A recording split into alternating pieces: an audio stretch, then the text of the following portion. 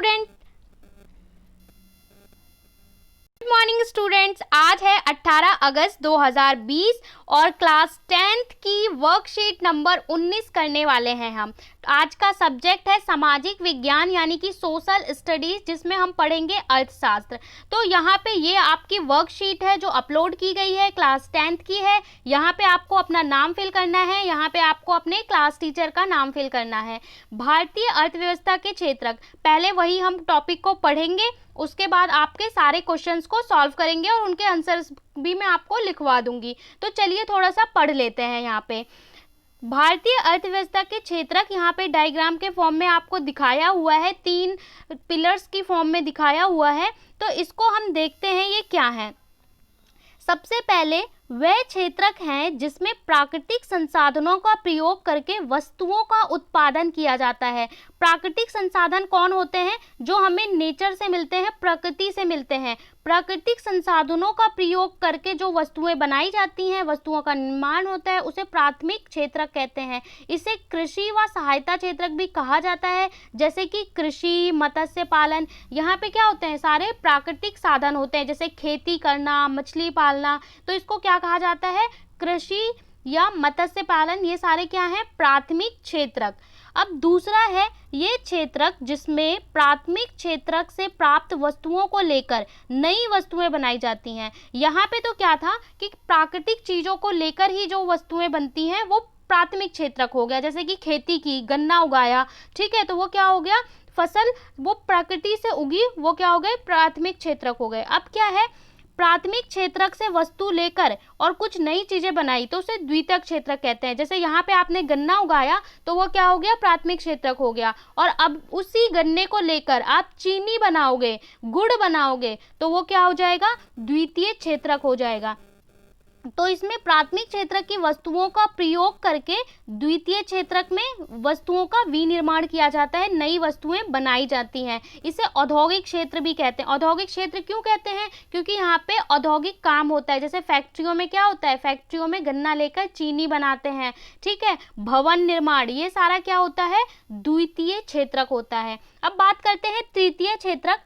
प्राथमिक व द्वितीय क्षेत्रक के उत्पादन गतिविधियों में सहायता करती है, इसे सेवा क्षेत्र कहते हैं। अब इन दोनों क्षेत्रों में सहायता के लिए जो काम आता है उसे तृतीय क्षेत्र कहते हैं, जैसे कि बैंकिंग, परिवहन। अब आपको औद्योगिक यानी फैक्ट्री लगानी है, उसके लिए पैसों की जरूरत है। पैसे आप कहाँ से लेंगे? बैंक से लेंगे। तो बैंकिंग ये कहाँ पे आता है? तृतीय क्षेत्रक में आता है। आपको सामान एक जगह से दूसरी जगह ले जाना होगा, उसके लिए आपको क्या चाहिए? गाड़ियां चाहिए। तो गाड़ियां, परिवहन, ये भी क्या आएगा? तृतीय क्षेत्रक में आएगा। आपको जानकारी चाहिए, ठीक है, आपको इलाज कराना है, डॉक्टर, टीचर, वकील, ये सारा क्या आता है? तृतीय क्षेत्रक, जो इन दोनों क्षेत्रक की सहायता के लिए है। तो ये आपको समझ में आ गया कि प्राथमिक, द्वितीय और तृतीय क्षेत्रक के क्या क्या काम है।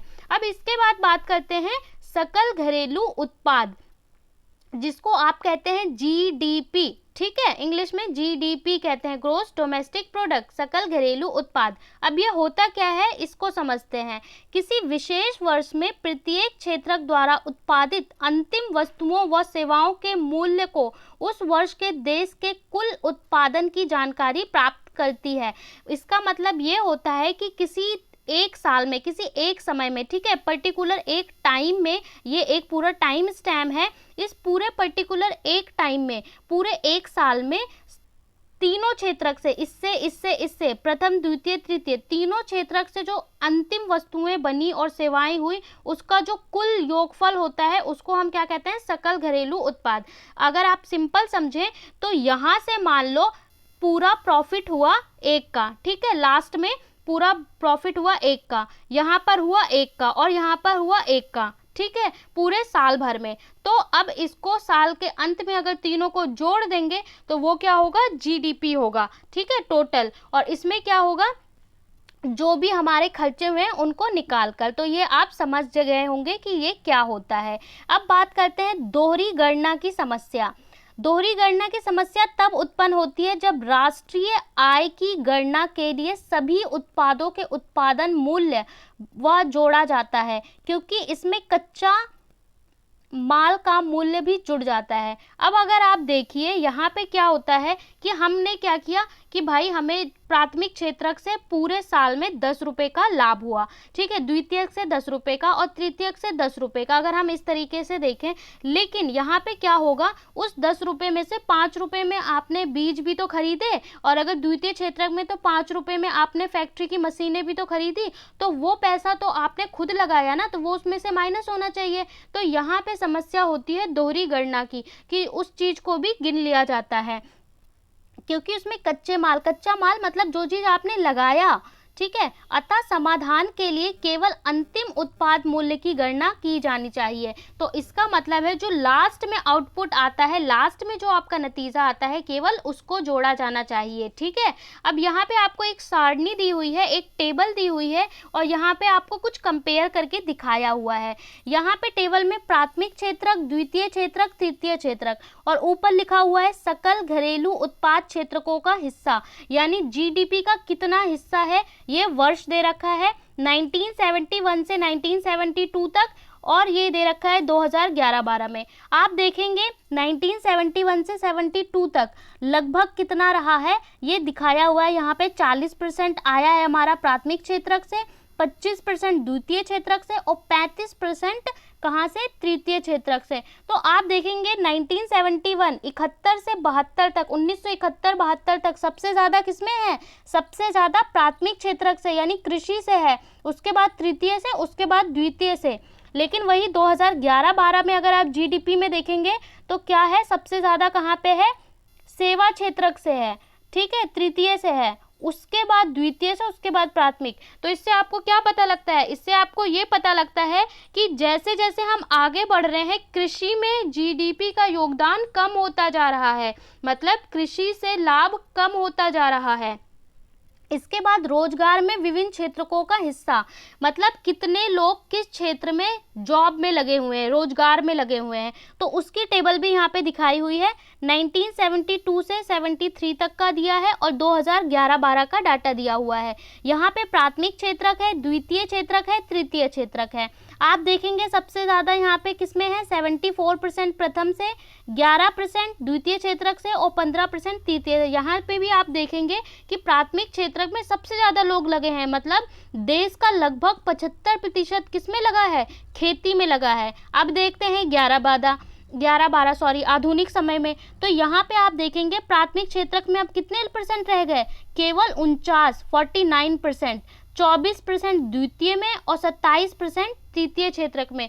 तो यहाँ आप कंपेयर करो कि देखो प्राथमिक 74 से कितना हो गया, 49 हो गया, जॉब में लगे हुए लोग कम हो गए, द्वितीय में 11% से 24% बढ़ गए, और तृतीय में 15% से 27। मतलब आप देखेंगे कि निर्माण में और सेवा क्षेत्र में लोग की संख्या बढ़ रही है, और कृषि क्षेत्र में लोगों की संख्या कम हो रही है। अब यहाँ पे थोड़ा सा और आप पढ़ लें कि उपरोक्त ये जो पूरा सारणी दी हुई है, इससे स्पष्ट है कि द्वितीय क्षेत्र एवं तृतीय क्षेत्र में सकल घरेलू उत्पाद,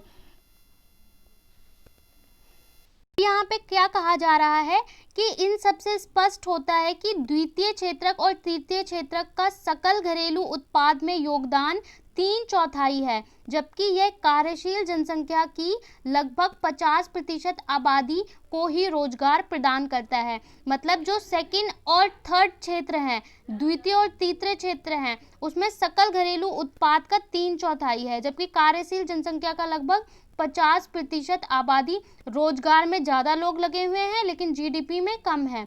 इसके बाद पिछले कुछ सालों में अर्थव्यवस्था की प्राथमिक क्षेत्रक पर निर्भरता कम हुई है, मतलब लोग जहां पर पहले प्राथमिक क्षेत्रक पे ज़्यादा निर्भर थे अब वो कम हो गए हैं, परंतु यह अभी भी कुछ कार्यरत जनसंख्या के लगभग 50% आबादी को रोजगार प्रदान करता है। लेकिन लोगों की निर्भरता कम हुई है, लेकिन आज भी ये इतनी जनसंख्या को रोजगार प्रदान करता है। इससे अभिप्राय यह है कि कृषि में आवश्यकता से अधिक लोग कार्यशील हैं। इससे आप ये मतलब भी समझ सकते हैं कि जितनी आवश्यकता है रोजगार, मतलब कृषि में लगने की, उससे ज़्यादा लोग लगे हुए हैं। मान लो 2 लोगों की ज़रूरत है लेकिन वहाँ पे 4 लोग काम कर रहे हैं कृषि में।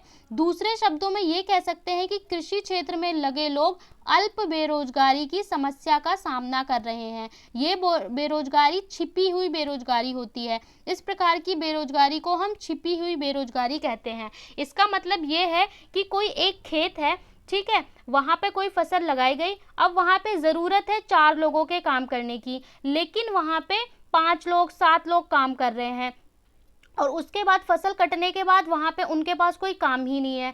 तो ये क्या है? छिपी हुई बेरोजगारी है। इसका मतलब क्या है कि ज़रूरत तो 4 की है लेकिन उन लोग के पास भी काम नहीं है, तो सब लोग 7 लोग काम कर रहे हैं, तो ये क्या है? छिपी हुई बेरोजगारी है। तो ये पूरा कॉन्सेप्ट आपको समझा दिया गया। अब आपसे प्रश्न पूछा गया है, भारतीय अर्थव्यवस्था के तीनों क्षेत्रों की तुलना कीजिए। मतलब आपको जो 3 क्षेत्र बताए हैं, प्राथमिक, द्वितीय, तृतीयक, उसका आपको कंपैरिजन करना है। मैं अभी आपको सारे आंसर लिख के बता दूंगी। सकल घरेलू उत्पाद से आप क्या समझते हैं, यानी जीडीपी से क्या समझते हैं आप, उसका वर्णन कीजिए। छिपी हुई बेरोजगारी किसे कहते हैं, वर्णन कीजिए। और 2011-12 में सकल घरेलू उत्पाद अर्थव्यवस्था में किस क्षेत्र का योगदान सबसे अधिक रहा है, यानी जीडीपी में 2011-12 में सबसे ज़्यादा योगदान किसका रहा है वो बताना है। अब फटाफट से हम आंसर देख लेते हैं, एक करके उत्तर देख लेते हैं। सबसे पहले पूछा था कि प्राथमिक, द्वितीय, तृतीय क्षेत्र की आप तुलना कीजिए, तो इसका उत्तर क्या होगा? इस तरीके से आप एक चार्ट बना सकते हैं, प्राथमिक, द्वितीय, तृतीयक, एक टेबल बना लें। इसमें सबसे पहला पॉइंट आप कंपेयर करेंगे तीनों की परिभाषा लिखकर। प्राथमिक क्षेत्र में प्राकृतिक संसाधनों का प्रयोग करके वस्तुओं का उत्पादन किया जाता है।